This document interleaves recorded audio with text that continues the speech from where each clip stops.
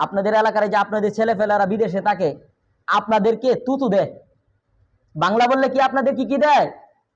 তুতু দেয়। ছেলেফেলের সাথে কথা হয়, বলে হুজুর বাপ চাচা।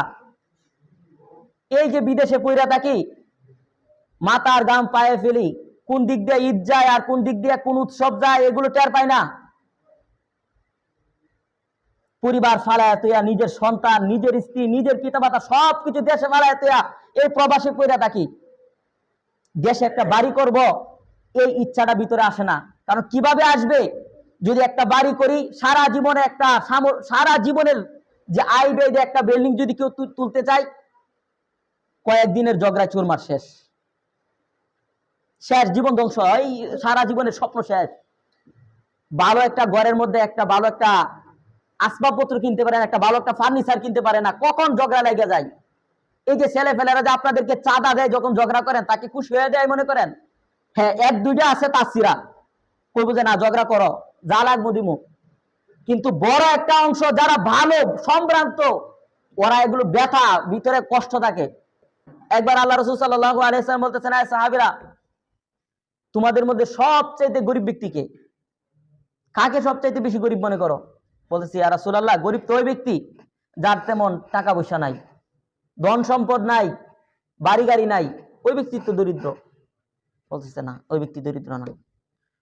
দরিদ্র হলো ওই ব্যক্তি যে ব্যক্তি দুনিয়াতে অনেক নেক আমল করছে, অনেক হজ করছে, অনেক যাকাত দিছে, অনেক রোজা রাখছে, অনেক নামাজ পড়ছে, অনেক মসজিদ বানাইছে, অনেক ইবাদত করছে,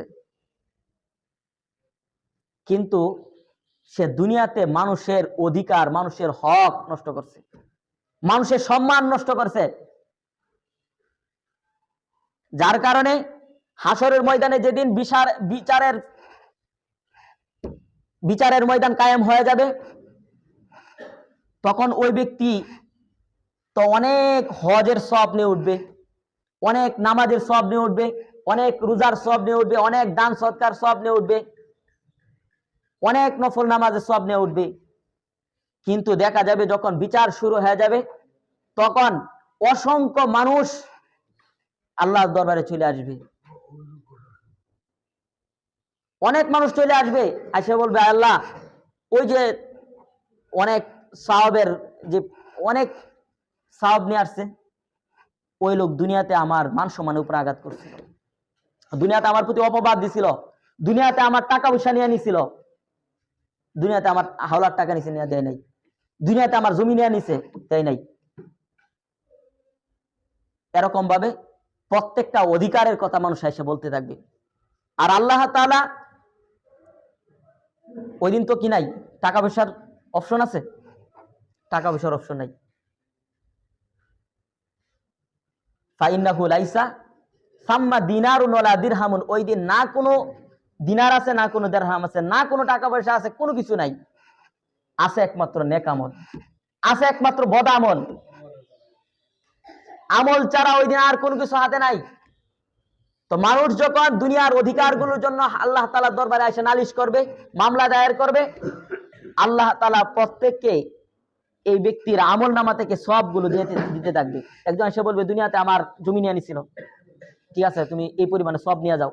আরেকজন বলবে, দুনিয়াতে আমাকে গালি দিছিল অনর্থক, গালি দিয়ে আমার অপমান করছে, ঠিক আছে, তুমি এই পরিমাণে সম্পদ নিয়ে যাও। আরেকজন এসে বলবে, সে আমাকে প্রহার করছে, বলবে যাও সম্পদ নিয়ে যাও। তো সম্পদ নিতে নিতে এক সময় দেখা যাবে তার সমস্ত সম্পদ দুনিয়ার দেনাফানা যারা ছিল তারা নিয়ে নিছে, কিন্তু অনেক অভিযোগকারী এখনো আল্লাহর দরবারে দাঁড়িয়ে আছে, কিন্তু তার সম্পদ নাই। তখন বলা হবে, ওয়াখুদিয়া মিনাসু সুই আখি, তখন তাদের যে অপরাধগুলো, তাদের যে গুনাহগুলো, এগুলো নিয়ে নেওয়া হবে। নিয়ে নেওয়ার পরে এই ব্যক্তির গাড়ে চাপায় দেওয়া হবে, এই ব্যক্তির আমল নামায় দিয়ে দেওয়া হবে। দেখা যাবে যে এই বিশাল পরিমাণের বড় অঙ্কের যে নেক নিয়ে সে হাজির হয়েছিল, এর চাইতে আরো কয়েক গুণ বেশি তার বদ আমল তার আমল নামায় চলে আসছে। নবীজি বলতেছেন, এই ব্যক্তি হলো সবচাইতে বেশি দরিদ্র, গরিব। এজন্য আমল তো করতেছি, ঠিক আছে, এগুলো আমল, এগুলো দরকার, কিন্তু কারো হক, কারো অধিকার, কাউকে কষ্ট দেওয়া থেকে বিরত থাকা, এগুলো জরুরি, এগুলো জরুরি। যদি এগুলোতে যদি কমতি থাকে, তাহলে ওই ব্যক্তির মতো অনেক নেক আমল করে তো যাব, কিন্তু এই নেক আমল গুলো হাসরের ময়দানে আমার কোনো কাজে আসবে না, কোনো কাজে আসবে না। ঝগড়া ফাসাদ করি দল নিয়ে, গোষ্ঠী নিয়ে, বাড়ি নিয়ে, বাড়ি বাড়ি ঝগড়া, মানে দল বিদল যেটা বলতেছি। দুই ব্যক্তি ঝগড়া লাগছে, হয়তো একজন উপর অবিচার করছে, আরেকজনে এই অবিচারে পাল্টায় সে দাঁড়ায় গেছে, প্রতিহত করতে দাঁড়ায় গেছে, তারা ঝগড়া লাগছে। আমরা কি করি? আমার হচ্ছে ওই কুকুরের চরিত্র গ্রহণ করি। কুকুর যখন একটা আরেকটাকে দৌড়ানি দেয়, সাথে আর যেগুলো দেখে সবগুলো একটা দৌড়ানি শুরু করে দেয়। কিন্তু মানুষের গুণ কি? মানুষের গুণ হওয়া তো উচিত এমন ছিল যে ঠিক আছে, দুইজনে ঝগড়া লাগছে, কি নিয়ে ঝগড়া লাগছে এটা আমরা দেখি, আমরা মীমাংসা করার চেষ্টা করি। কিন্তু ওই জায়গায় আমরা কি করি? ঝগড়া বাঁধায় দিই। কিন্তু এই ঝগড়ায় পাই কি শেষ বেলায়? শরীরের তেজটা একটু মিলে, আর কি পাই? ওই যে আপনাদের মৌটুসি ঝগড়া হইলো, দুই পক্ষে মারা গেল, উভয় পক্ষে লুটপাট হইলো, ঘর বাড়ি ভাঙচুর হইলো, এই ঝগড়ায় কে ধনী হয়ে গেছে যান খোঁজখবর নিয়ে দেখেন। কার মান সম্মান বাইরে গেছে খোঁজখবর নিয়ে দেখেন। ওই এলাকা থেকে যদি বিয়ার জন্য আসে, কোন ভদ্র ফ্যামিলি ওই এলাকায় বিয়া দিতে বিবেচনা করবে, আমি যে আমার মাইয়াটা দিম ওই এলাকায় দিয়া কোন বিপদে পালাই মেয়েটাকে, বা একটা মাইয়া যে আনতে যাবো, কোন মাইয়া আনিয়া করে আমি আগুন লাগাই শুন নাই।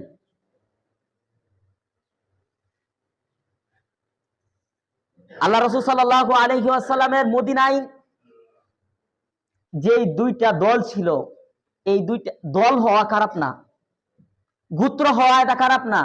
গোত্র হইতে পারে পরিচয়ের জন্য হবে, গোত্র হবে, দল হইতে পারে কোনো ভালো কাজের জন্য হবে, কোন অন্যায় অপরাধের জন্য গোত্রপ্রেমী এটা আসাবিয়াত। আল্লাহ রাসূল সাল্লাল্লাহু আলাইহি ওয়াসাল্লামের যেই সময়ে যে দুইটা গোত্র ছিল সাহাবীদের, গোত্র বলতে দুইটা দল, একটা আনসার আর একটা হলো মুহাজির। আনসার হলো যারা মদিনার বাসিন্দা, যারা মক্কা থেকে মদিনায় হিজরত করে চলে গেছিল, তাদেরকে নিজের সবকিছু উজাড় করে দিয়ে সাহায্য করেছিল, তারা হলো আনসার। এটা হলো মুসলমান। এখান থেকে আমাদের মৌলিক শিক্ষা কি? কোন জায়গার মক্কার মানুষ আসছে, না গোত্রের সম্পর্ক, না কোনো আত্মীয়তার সম্পর্ক, না কোনো ব্যবসায়িক সম্পর্ক, কোনো সম্পর্ক নাই, শুধু সম্পর্ক একটাই, ওই ব্যক্তিও কালেমাওয়ালা, আমিও কালেমাওয়ালা, ওই ব্যক্তিও আল্লাহর প্রতি বিশ্বাসী, আমিও আল্লাহর প্রতি বিশ্বাসী, ওই ব্যক্তিও নবী মুহাম্মদুর রাসূলুল্লাহর উম্মত, আমিও নবী মুহাম্মদুর রাসূলুল্লাহর উম্মত। শুধু এই কালিমার ভিত্তিতে নিজের সব কিছু উজাড় করে দিয়ে আনসারীরা মুহাজিরদেরকে সাহায্য করছিল, শুধু কালিমা ছিল, এখানে আর কোন উদ্দেশ্য ছিল না, আর কোনো কিছু ছিল না। এরপরে কিয়ামত পর্যন্ত যত উম্মত আসবে, যদি তারা নবীর উম্মত হতে চায়, তাহলে এই দুই দলকে অনুসরণ করে চলতে হবে। তো যেই কথা বলতেছিলাম, সাহাবীদের মধ্যে দুইটা সম্ভ্রান্ত গ্রুপ, একটা আনসারী গ্রুপ আর একটা মুহাজির গ্রুপ। একবার কোন এক সফর থেকে, কোন এক যুদ্ধ থেকে আল্লাহ রাসূল সাল্লাল্লাহু আলাইহি ওয়াসাল্লাম সাহাবায়ে কেরামদেরকে নিয়ে আসতেছেন। পথের মধ্যে যাত্রা বিরতি দিছেন। যাত্রা বিরতি দেওয়ার পর একজন আনসারী যুবক আর একজন মুহাজির যুবক, দুই যুবকে কোনো এক কথা নিয়ে কথার কাটাকাটি লেগে গেছে, এক পর্যায়ে হাতাহাতি লেগে গেছে। হাতাহাতি লাগার পরে আনসারী সাহাবী আনসারদেরকে ডাক দিয়েছে, আনসার ভাইরা, যেটা আমাদের সমাজে হয়, যখন কেউ কোনো ঝগড়ায় লিপ্ত হয়ে যায়, তখন তার গোত্রকে ডাক দেয়, ভাইরা ঝগড়া করতে হইব। কথা বলো না।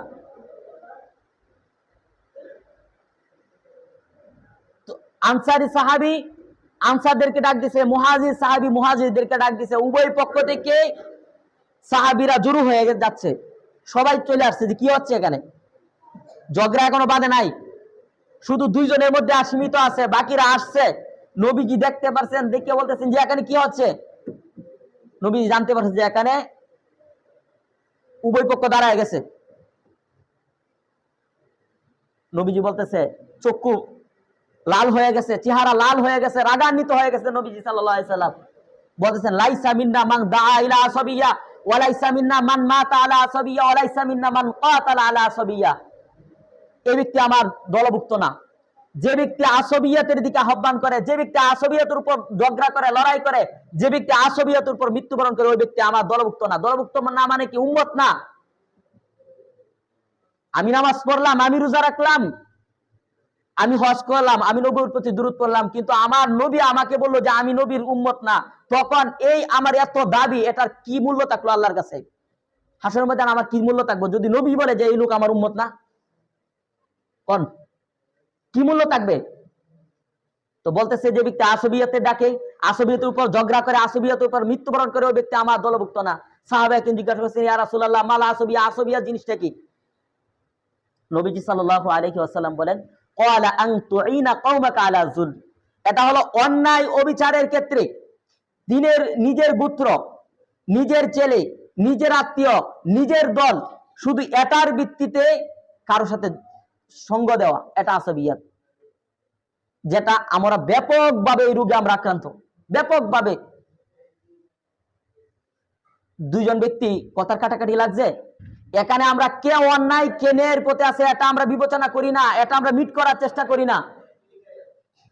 আমরা সঙ্গ দেই যে দুই ব্যক্তির মধ্যে কে আমার কাছের, রক্তের সম্পর্কে কে কাছের, কে আমার আত্মীয়তার ভিত্তিতে কাছের, কে আমার গোত্রীয় ভিত্তিতে কাছের, কে আমার দলের ভিত্তিতে কাছের।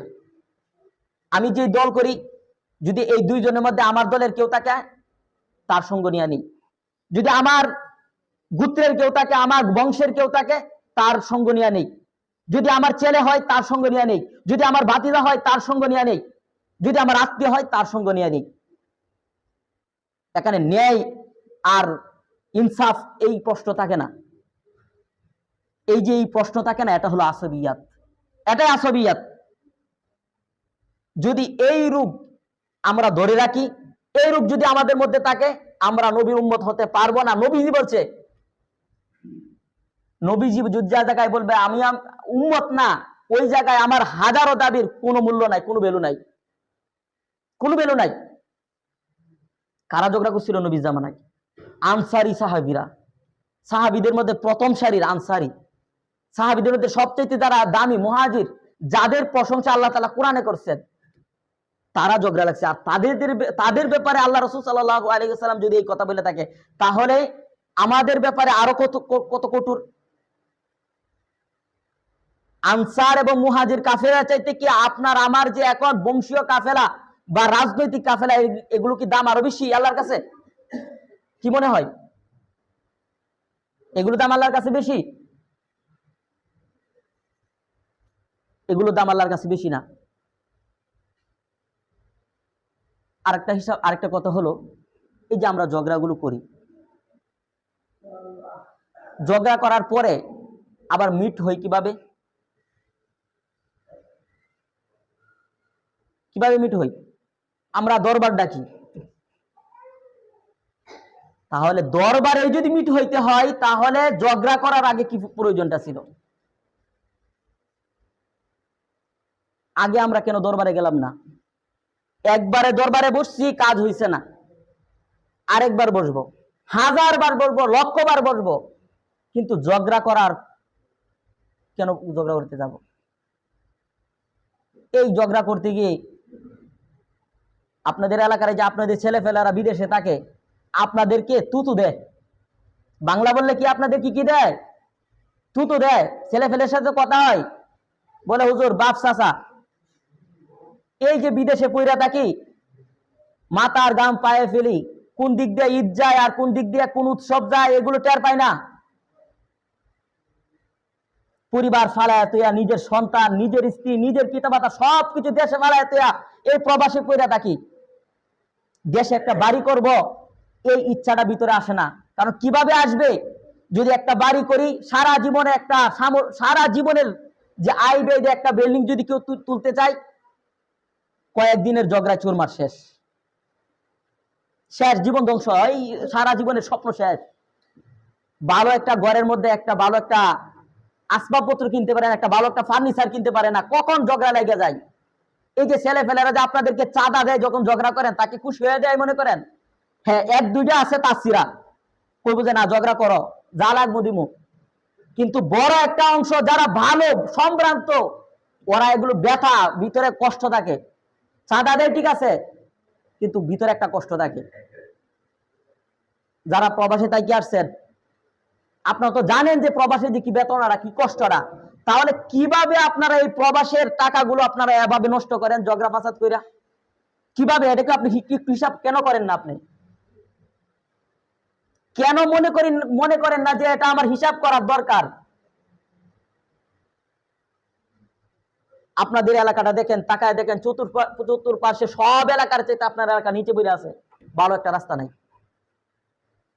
এলাকার মধ্যে পড়ালেখার একটা ভালো একটা তেমন পরিবেশ নাই। কয়টা পরিবারের মধ্যে পাওয়া যাবে যে ঠিক মতো পড়ালেখা করতেছে? এই আপনাদের এলাকার মধ্যে বা আমাদের এই সমাজে যেই একটা চলে আসছে টেন্ডেন্সি, মনে করি যে একজন আমাকে একটা মন্দ কথা বলছে, আমার বংশের মানিজ্যত মাইরা লাইছে, দুবাই লাইছে। এটা মানিজ্যত না,